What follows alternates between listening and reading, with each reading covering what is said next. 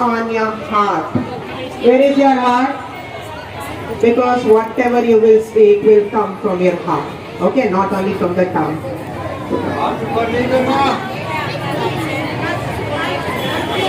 Good morning everyone. I stand before you to take a pledge on this Diwali and expect you all to emulate this pledge not only through your words but also through your actions. Please keep your right hand on your heart and repeat after me. I pledge to refrain from bursting any firecrackers. I pledge to spread awareness about the noise and air pollution caused by the firecrackers. I pledge to make this Diwali happy for everyone, including people with respiratory diseases and animals.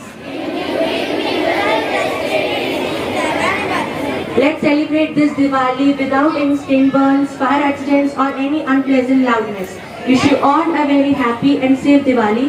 Thank you and have a nice day.